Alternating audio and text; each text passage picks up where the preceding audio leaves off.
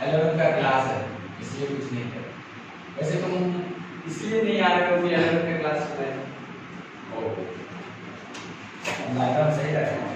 The body is said to possess rotational motion if all its particles move along circles in parallel planes. ठीक है ना? The centers of these circles,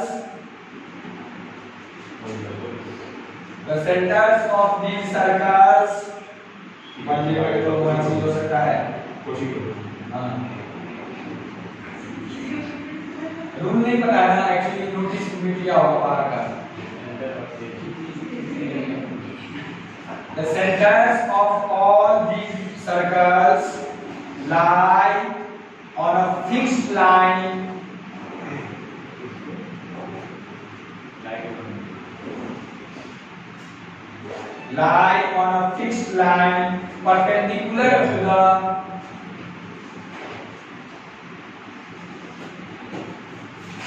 perpendicular to the parallel planes,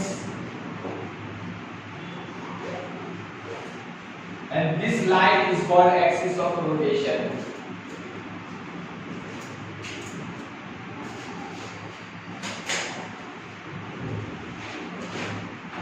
And this line is called axis of rotation. समझ में आ गया? देखो बहुत simple है, इसका अगर आप मतलब समझें कि एक बॉडी को रोटेशनल मोशन कहा जा सकता है कि एक बॉडी रोटेशनल मोशन में है कब? जब इसके सारे पार्टिकल्स एक सर्कुलर प्लेन में, किसी भी बहुत सारे पैरेलल प्लेन्स में सर्कुलर मोशन परफॉर्म कर रहे हैं और किसी फिक्स्ड लाइन के, और जो लाइन इन सारे सर्कुलर प्लेन्स के परपेंडिकुलर है। कैसे? देखो point A B C, okay. अब जब हम इसको रोटेट करा रहे हैं ना, तो ए बी और सी क्या तीनों सर्कुलर मोशन में है? क्या तीनों सर्कुलर मोशन में है? ओके। ये इसके एक्सिस के अबाउट रोटेट कर रहा है, इसको आप ऐसे से गोल गोल घुमा, तो इसके एक्सिस के अबाउट रोटेट कर रहा है। एक्सिस ऐसे है ऊपर से नीचे तक, बीचों बीच इसके सेंटर से गुजर रहा है एक्सिस, ओके। और ये देखो ये ऐसे सर्कुलर मोशन कर रहा है। तो ये बहुत सारे सर्कुलर प्लेन्स हुए। ए का एक सर्कुलर प्लेन होगा इस पॉइंट पर ऐसे, बी का सर्कुलर प्लेन होगा, सी का सर्कुलर प्लेन होगा, सबका अपना अपना सर्कुलर प्लेन, और ये सारे प्लेन एक दूसरे के पैरेलल है ना, और परपेंडिकुलर जो ये हमारा एक्सिस ऑफ रोटेशन है, इन सब प्लेन के परपेंडिकुलर है। तो ऐसे मोशन को हम लोग रोटेशनल मोशन कहते हैं। तो दिक्कत है? कोई दिक्कत नहीं है, लिखिए रोटेशनल मोशन का परिभाषा। ओके, अच्छा आपको हम इक्वेशन ऑफ मोशन सब बता ही दिए हैं, ये सब है ना, इन सब को आप लिखे होंगे सर्कुलर मोशन चैप्टर में, तो दिक्कत नहीं है, ठीक है। जरा हेडिंग डालिए potential energy of a rigid body.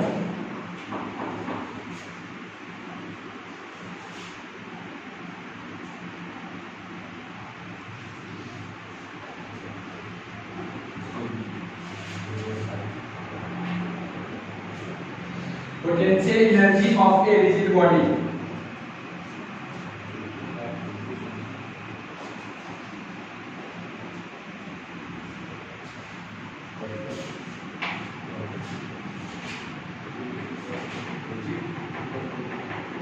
ठीक है ना?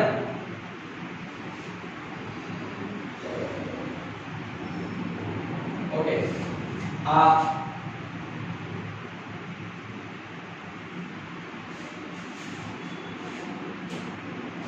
को पता है कि अगर ये दीवार मेरे ऊपर गिर जाए तो मेरा क्या होगा? राम सर है, लेकिन कहने का मतलब हम इस दुनिया से मुक्ति पा लेंगे, ये होगा ना? अरे मुक्त हो जाएंगे यार सबसे। हाँ, ये खाना घूमना फिरना बहुत टेंशन है जिंदगी में, 300 से मुक्ति मिल जाएगी। तो कहने का मतलब है कि मेरे अंदर एनर्जी है, और जब इंसान जिंदा रहता है तो हम लोग कहते हैं इसका एनर्जी है, तो चल के अगर कोई मरा हुआ इंसान लेटा हुआ कहीं बोल रहा है कि कहीं जिंदा है मरा हुआ है, मतलब लेस एनर्जी, लिस्ट एनर्जी। अगर बॉडी से पूरा एनर्जी निकाल दो, अगर मेरे बॉडी से 100% एनर्जी निकाल दो, तो फिर हम क्या बच जाएंगे? ओनली मास, ओनली एक मास, समझ में आ रहा है? तो दीवार मेरे ऊपर गिरा तो मतलब के सारा एनर्जी मेरे लेके चला गया। तो मतलब दीवार मेरे अंदर के बॉडी के एनर्जी को निकालने के लिए एनर्जी लगा दिया। कि दीवार के पास एनर्जी कहां से आया? तो आपको पता है कि अब हम वही चीज हम लोग देखने वाले, potential energy of a rigid body. एक रिजिड बॉडी है, इसके नीचे कोई छोटा सा चीज रहेगा, वो दब गया अगर अंदर तो खत्म रहेगा। तो इसके पास क्या है? ये इस तरीके से अगर कोई आपका एक m मास का बॉडी है, कोई इसका लेंथ है टोटल l, तो इसमें कितना है पोटेंशियल एनर्जी? हम लोग एनर्जी निकालना चाहते हैं। कोई दिक्कत है? आपको समझ में आता है कि इसके पास एनर्जी है? बोलो, इसके पास एनर्जी है। ओके, इसके पास एनर्जी है और यही एनर्जी निकालना हमारा काम है। ठीक है ना? कोई दिक्कत? तो कैसे निकाले? तो क्या होता है, कैसे है एनर्जी, आप समझिएगा ध्यान से। यहाँ जो मास का टुकड़ा है, जैसे ये सेक्शन m मास रहेगा, जैसे ये total body, total capital m मास है इसका, और इसको छोटे-छोटे मास में तोड़ देते हैं, m1, m2। अब जो m1 मास सबसे ऊपर रखा हुआ वो तो कितना हाइट पर है, तो इसीलिए उसके पास एनर्जी है mgh। m2 मास जो है वो अलग हाइट पर है। पहले वाले मास का हाइट होगा h1, दूसरे वाले मास का हाइट ले लेते हैं h2। तीसरा वाला जो हमारा सेक्शन होगा m3, m4, m5, क्या सबका हाइट अलग-अलग है? क्या सब सेक्शन का अलग-अलग पोटेंशियल एनर्जी निकालना होगा? फिर क्या सबको जोड़ना होगा? तो इससे ज्यादा आसान इंटीग्रेशन है, उसमें भी यही प्रोसेस करते हैं। समझ में आया? लेकिन कैसे करके पता ही नहीं चलता, तुरंत हो जाता है। कहने का मतलब है कि छोटे dx लेंथ के एलिमेंट का मास निकाल के हम लोग क्या करेंगे, उसका पोटेंशियल एनर्जी निकालेंगे, वो h हाइट पर है, और उसका पोटेंशियल एनर्जी निकालने के बाद हमको पूरी बॉडी का जोड़ना पड़ेगा, है ना? तो आप लोग हम क्या करने वाले हैं, इसको हम बहुत सारे छोटे-छोटे सेक्शन में तोड़ दिए, हर सेक्शन का लेंथ है dx। हम क्या किए, ग्राउंड से x हाइट पर जाकर एक एलिमेंट कंसीडर किए, बस एक, ठीक है ना? इस एलिमेंट का लेंथ है dx। ओके, अब हमको क्या करना है, इसका मास निकालना है, dm मास। तो dm बराबर लेंथ dx लिखा जाएगा, बोलो। अगर तुम लोगों को नहीं पता हो तो बता दें, dm बराबर लेंथ dx लिखते हैं हम लोग, पहले भी लिखे हुए हैं, सेंटर ऑफ मास में लिखे हुए हैं। ओके, और लेंथ बराबर होता है m/l। ओके, तो बात रख देंगे, बाद में रख देंगे। अब हम लोग को यहाँ से इसका पोटेंशियल dm मास पता चल गया, तो चलो जरा पोटेंशियल एनर्जी निकाल लेते हैं। पोटेंशियल एनर्जी, छोटे से मास का छोटा सा पोटेंशियल एनर्जी आएगा, इसको हम लोग du से दिखा देते हैं। u मतलब पोटेंशियल एनर्जी, du मतलब छोटा सा पोटेंशियल एनर्जी, छोटे से मास का। हम सिर्फ इसका निकाल रहे हो, ठीक है ना? हम सिर्फ इस पार्टिकल का, जो हम dx लेंथ का एलिमेंट कंसीडर किए, उसका मास पता करके हम सिर्फ उसका पोटेंशियल एनर्जी निकाल रहे हैं। क्या लिखा जाएगा, dm g x। किसी को तकलीफ होगा, mgh पोटेंशियल एनर्जी होता है, कोई दिक्कत है नहीं। अब हमको क्या करना है, यहाँ पर सब रॉड का लेंथ है 0 और यहाँ पर टोटल लेंथ है l। तो यहाँ जैसे जैसे x बदलेगा वैसे वैसे एलिमेंट बदल जाएगा। हम लोग को रैक्टिफाई टेंशन नहीं लेना है, क्या करना है, dm का वैल्यू मार देना है चुपचाप। dm का वैल्यू रखेंगे तो लैम्डा gx dx। अगर किसी को तकलीफ हो तो बताओ, g और x वैल्यू से dm की जगह रख दिया लैम्डा dx, और थोड़ा सा अरेंजमेंट कर दिए इधर उधर उसको कर दिया, तो ये आ गया अपने पास du। अब इस बॉडी का टोटल पोटेंशियल एनर्जी निकालना है, यहाँ पे क्या कर देंगे, integrating both the sides। Okay, दोनों साइड इंटीग्रेट करेंगे। इधर du का इंटीग्रेशन 0 से ग्राउंड के लेवल पे हम लोग वैसे भी 0 मानते हैं पोटेंशियल एनर्जी, तो 0 से लेकर के अपर हाइट तक du टोटल हो जाएगा। इधर क्या आ गया, इंटीग्रेशन के अंदर है लैम्डा gx dx, और 0 से l तक हम लोग इंटीग्रेट करने वाले हैं। Lambda and g is constant, इधर इंटीग्रेशन करके u आ गया। ओके, और लैम्डा और g आपका बाहर आ गया। x का इंटीग्रेशन आपको आता होगा, तो इंटीग्रेशन आता है, पूरे फिजिक्स में बट आसान आसान आता है, सिर्फ x sin x cos x इसी से पता करते हैं। मैथ वालों को देखो ये इंटीग्रेशन करते हुए इसलिए अच्छा हुआ कोई मैथ नहीं है। x स्क्वायर बाय 2 और लिमिट 0 से l। Now put the value of lambda m by l into g और जब l रखूंगा तो l स्क्वायर बाय 2 आ जाएगा, 0 रखने पे 0 आने वाला तो नहीं लिखेंगे। अब एक l ने एक l को मार दिया तो potential energy is mgl by 2 आया पोटेंशियल एनर्जी आया ना। इतना लंबा चौड़ा प्रोसेस है, बोलो लंबा चौड़ा प्रोसेस नहीं है, हम सिंपली एक क्षण में बता दें, चुटकी में बता दें। बोलो ये क्या है, रिजिड बॉडी प्लस एक ये एल का रॉड समझ लो या कुछ भी समझ लो। हाँ, इसका सेंटर ऑफ मास कहाँ होगा आप तो पढ़ेंगे, बताइए प्लीज। इसके बीचों बीच सेंटर में दैट इज l/2 पर होता है, जैसे बोलते हैं। तो इसके बीचों बीच सेंटर में l/2 डिस्टेंस पर ग्राउंड से या ऊपर से इसका सारा का सारा मास वही है, और सीधा जब इस बॉडी का सब मास यहीं पर है m टोटल, ठीक है ना, और इसका दूरी ग्राउंड से l/2 है, तो डायरेक्ट हम ऐसे लिख सकते थे पोटेंशियल एनर्जी mgh। अब जो सेंटर ऑफ मास का फीलिंग है वो यहाँ आना चाहिए। क्यों? क्योंकि हम लंबे चौड़े इंटीग्रेशन प्रोसेस से पोटेंशियल एनर्जी लाए हैं mgl/2, और किसी बच्चे को पता है कि इस बॉडी का सेंटर ऑफ मास इसके बीचों बीच होता है और उसी पे सारा का सारा मास कंसंट्रेटेड है, तो जरूरी है नहीं इतना लंबा चौड़ा प्रोसेस करने का, सारा मास वही है ही, और ये मानना ही है। बॉडी में मास हर जगह डिस्ट्रीब्यूटेड तो ठीक है, लेकिन उसका सेंटर ऑफ मास होता है एक पॉइंट जो सब मोशन को, हर चीज को कंट्रोल करता है। तो सेंटर ऑफ मास पे ही सारा मास कंसंट्रेटेड मानते हैं हम उसी को बैलेंस करते हैं तो mg बैलेंस हो जाता है। पता है ये सब बात आपको। तो वही वहां सारा मास था और सारा मास l/2 डिस्टेंस पर है। इस बॉडी का सारा मास कितने दूरी पर है ग्राउंड से? l/2 पर। डायरेक्ट आएगा पोटेंशियल एनर्जी mgl/2। ठीक है ना? बोलो कोई दिक्कत है? उतार दो, उतार दो।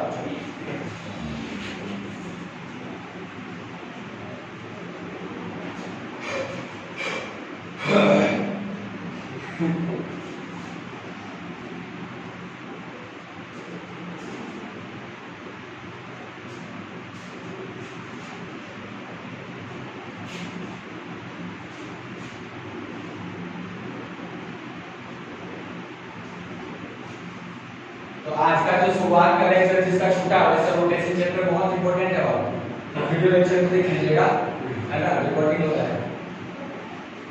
हाँ रिकॉर्डिंग हुआ है, पूरा लेक्चर का रिकॉर्डिंग हुआ है। तो सब लोग ऑनलाइन पढ़ा रहे हैं, हम लोग को ऑनलाइन 10th 12th का पूरा सिलेबस फ्री कर देंगे। और माइक का ब्लूटूथ और माइक मेरा वॉइस किसी माइक से तो है क्या? तुम जाके देखना वीडियो में इतना लाउड साउंड आ रहा है, कान के पर्दे ना फट जाए। कुछ ज्यादा ही ले लिया। अच्छा कोई बात नहीं।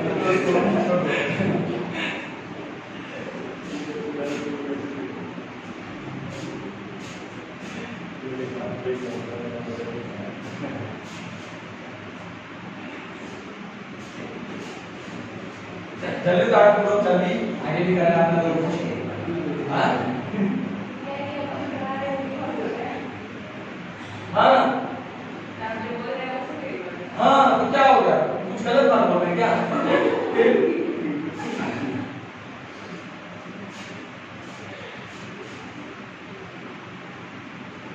सर खान से वीडियो देखे सर? हाँ खान से का वीडियो देखे हैं? वही कह रहे हैं ना, वही हम भी कह रहे हैं। इस तरीके के वीडियो ही चलते हैं, उस सिंपलिस्टिक तरीके से अगर हम पढ़ाएंगे सर लोग इसका बुरा नहीं मानेंगे। सर लॉकडाउन में फेमस हुआ लॉकडाउन में। हाँ लॉकडाउन नहीं हुआ है, हम लोग को लॉकडाउन में हुआ। हमारे पास क्या है ना, रिसोर्सेज की कमी है और कुछ नहीं है। हमारे इधर रिसोर्सेज की कमी, हमारे यहाँ बढ़िया वाईफाई नहीं होता यहाँ पर जो बहुत बढ़िया स्पीड दे, जो बहुत तुरंत जैसे वीडियो अपलोड हो तो उसे देखते फेसबुक पे लाइव आए और मोबाइल से आके जियो के नेट से पूरा वीडियो ऐसा घटिया बने लाइव आ गए थे, सारा वीडियो बेकार है, बस हम उसमें बोल रहे हैं, कुछ दिख नहीं रहा है। और जितना ज्यादा चीज लिखे ना और जैसे नॉर्मली वीडियो बनाते हैं उसमें सिर्फ मेरा फेस ले रहा है तो वीडियो में क्लैरिटी रहता है, लेकिन जब वीडियो में कैमरा को हर एक चीज पे फोकस करना होता है ना तो ज्यादा नेट चाहिए, ज्यादा डेटा चाहिए। आओ सर, आपसे देखा सर कैमरा मैन के अरे सो वो तो है एक और से करते हैं ना, अभी हम ऊपर स्टूडियो बना रहे हैं 3rd फ्लोर पे, ठीक है ना। स्टूडियो में ज्यादा क्वालिटी रहता है, उसमें जैसे यहाँ क्या है साउंड का थोड़ा सा प्रॉब्लम है। अभी वो ट्रैक्टर गुजर जाएगा ना रोड पर से तो जैसे लगेगा कि हवाई जहाज गुजर रहा है रोड से और इतना आवाज आएगा, जितना रहता है कैसे माइक यूज करता है सर। नहीं तो ऊपर वाला जो रूम है ना वो कंप्लीटली पैक्ड रूम होगा और उसमें साउंड एब्जॉर्बर्स लगाए जाएंगे ताकि ये आवाज ज्यादा इको ना हो। इस रूम सब वीडियो बनाने से इको आ जाता है।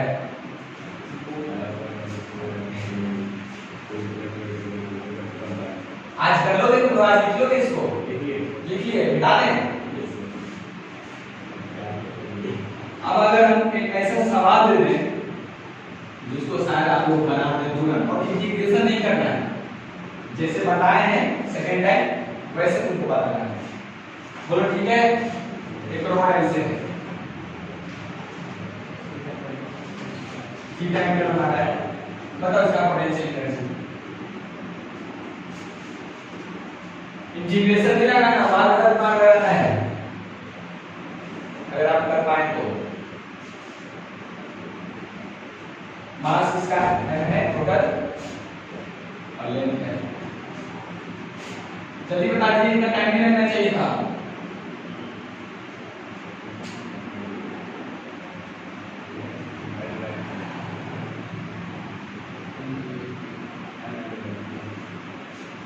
इतना टाइम नहीं लगना चाहिए।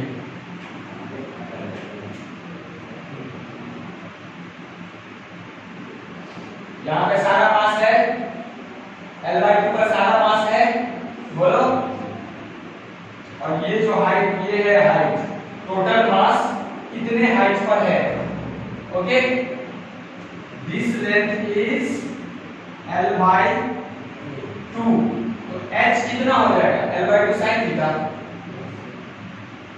ये हो गया L/2 cos थीटा और ये हो गया L/2 sin थीटा। आप सबको पता है कंपोनेंट लेने वाले से आप सीखे हुए हाइपोटेन्यूज परपेंडिकुलर होता है हाइपोटेन्यूज sin थीटा और बेस होता है हाइपोटेन्यूज cos थीटा।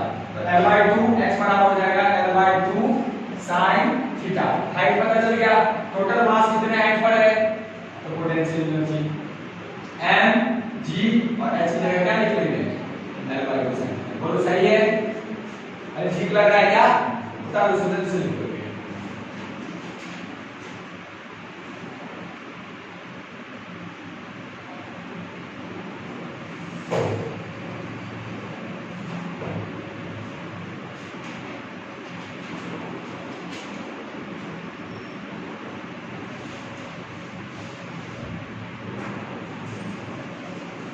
ओके, अब जरा रेडी कर लो kinetic energy of rigid body.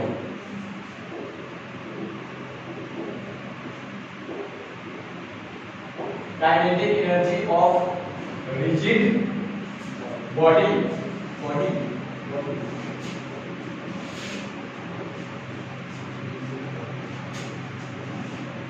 ये एक बॉडी है जो इसके अंदर प्रेजेंट एक्सिस के अबाउट रोटेट कर रहा है। इस बॉडी में बहुत सारे पार्टिकल है, आप जानते हैं, जैसे यहाँ का पार्टिकल, यहाँ का, यहाँ का, यहाँ का, यहाँ का, यहाँ का, कहीं कहीं का, समझ रहे हो? तो हर पार्टिकल, ये टोटल बॉडी का मास है कैपिटल है, टोटल मास, ओके। और ये हर इंडिविजुअल छोटा छोटा जो पार्टिकल चूज किए हैं इसका मास होगा m1, m2, m3, m4, m5, m6, m7, m8, ऐसे सबका नाम दे देना है। ऐसे mn तक हो सकता है, बहुत सारे पार्टिकल है, टोटल n पार्टिकल्स का सिस्टम है ये। एक ऐसा बॉडी है जिसके अंदर वो टोटल n पार्टिकल्स हैं, कोई दिक्कत नहीं है, ओके। और पार्टिकल्स ये रोटेट कर रहा है मान लो ओमेगा स्पीड से, ठीक है ना। और हर पार्टिकल का अगर आप टेंजेंशियल वेलोसिटी रखोगे तो v बराबर r ओमेगा होगा। v बराबर क्या होगा r ओमेगा। ये अगर हम कह रहे हैं कि पूरा बॉडी अगर ओमेगा स्पीड से घूम रहा है तो सब पार्टिकल ओमेगा स्पीड से घूम रहा है कि नहीं। लेकिन हर पार्टिकल का सर रेडियस अलग अलग है। m1 मास का रेडियस r1, ये जो सर्कुलर मोशन परफॉर्म करेगा उसका रेडियस होगा r1। mn मास का सर्कुलर देखेंगे अगर हम सर्कुलर मोशन, क्योंकि ये गोल गोल घूम रहा है सर्कुलर प्लेन में घूमेगा तो उसका रेडियस कितना हो जाएगा rn। जो भी मास है उसका एक सर्कुलर मोशन, हर मास अपने अपने प्लेन में सर्कुलर मोशन कर रहा है और सबका रेडियस अलग अलग है। इसका क्या लिखेंगे r7 एंड सो ऑन। आप समझ गए। m1 मास का क्योंकि r1 होगा एक्सिस ऑफ रोटेशन से, m2 मास का r2 होगा, m3 मास का n, इसी तरीके से mn मास का rn रेडियस होगा। चलो अब जरा काइनेटिक एनर्जी लिखते हैं। जितने पार्टिकल है n पार्टिकल सबका काइनेटिक एनर्जी को जोड़ देंगे। काइनेटिक एनर्जी वैसे ये स्केलर क्वांटिटी है, हम लोग क्या लिखेंगे हाफ m1 v1 स्क्वायर। देखो सबका v अलग होगा, v1 बराबर होगा r1 ओमेगा। ओमेगा सबका सेम है लेकिन रेडियस अलग अलग होने की वजह से सबका वेलोसिटी अलग अलग होगा। m1 मास का वेलोसिटी लिखिए, m2 मास का वेलोसिटी लिखोगे v2 बराबर r2 omega dot dot dot vn बराबर rn ओमेगा। ओमेगा सबका सेम ही होगा।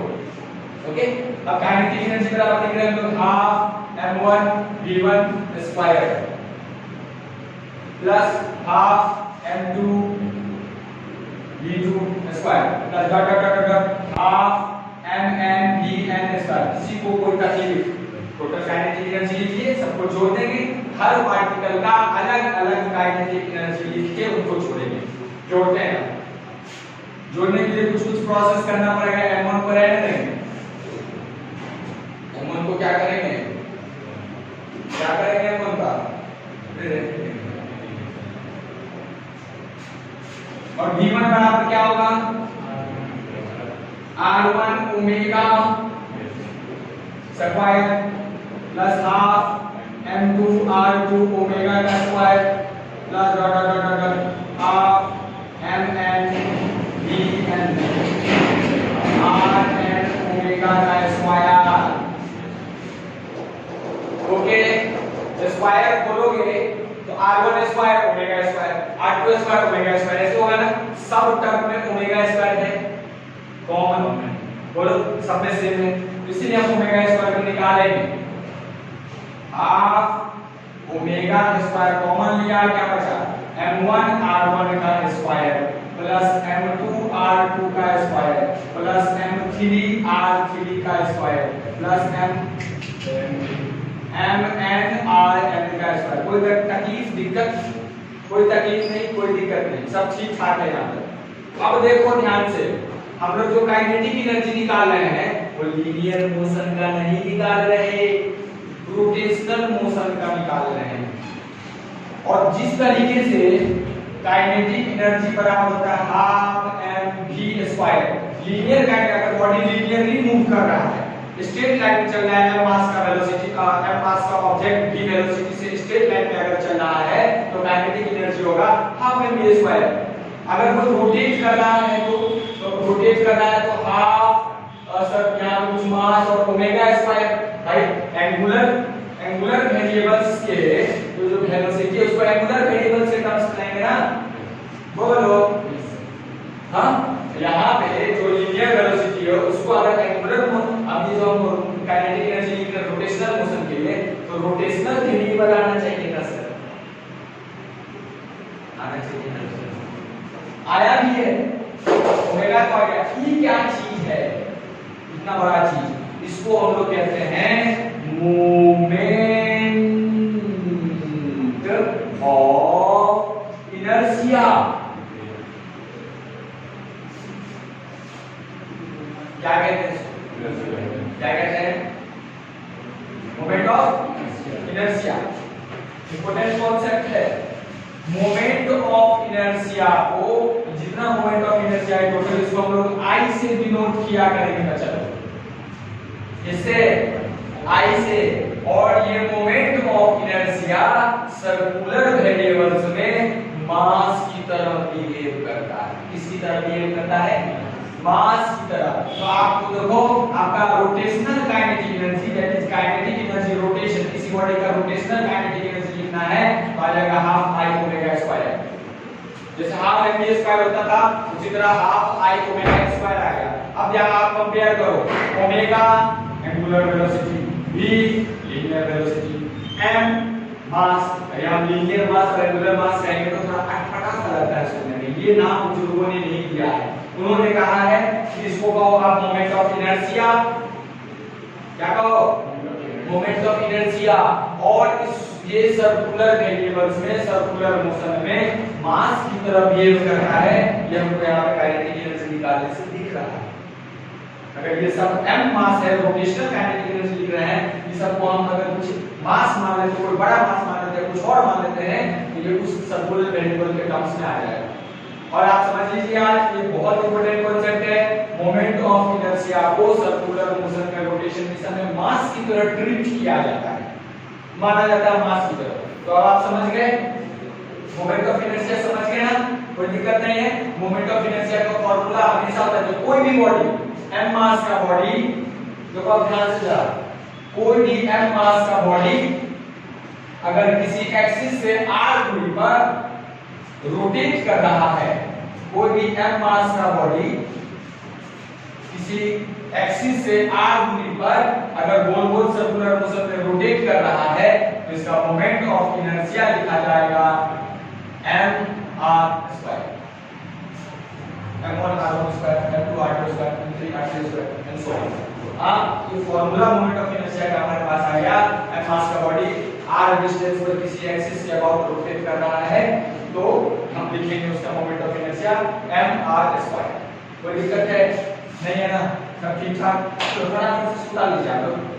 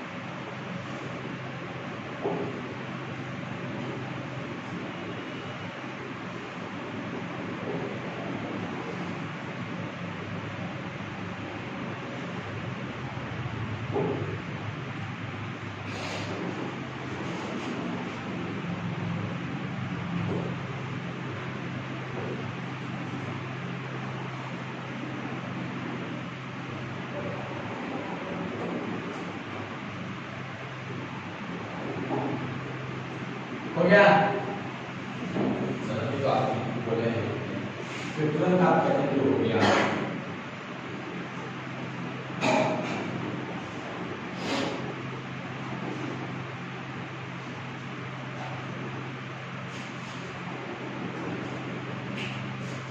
ऐसा तो टेक्नोलॉजी संभव हो सकता है क्या कि एक ऐसा लेंस बने जो आंख में लगा दिया जाए और एक बार से अगर छपोगे ना तो पूरा स्कैन हो जाएगा और मेमोरी की टाइम आ गया सर। बाकी तो लॉस भी हो रहा है। चश्मा आया, चश्मा आया है। वो अभी जैसे इसको देखे बोर्ड पे एक बार ऐसे क्लिक करिए और वो सब चीज जो चीज में जरूरत है पढ़ने का वो सब माइंड में डायरेक्ट सेव हो जाए। लेकिन उन्होंने का जनरेट करा सर लगता समझ गई थी ये कलम भी देख के आया रोबोट तो ये इंडिया वाला रोबोट ऐसे इसका सर क्या नाम उसका रजनीकांत का सर बताओ देख क्या है आज से भी खाता सर दिन आता है ऊपर से बहुत दिन पहले देखे थे। बताओ देख क्या है सब अभी तुम लोग लिखने के लिए क्या है ना इस बात पे याद आया लिखने का जनरेटर रहता है ये कॉपी वॉपी का जरूरत नहीं पड़ेगा। अब इसमें ऐसा हो सकता है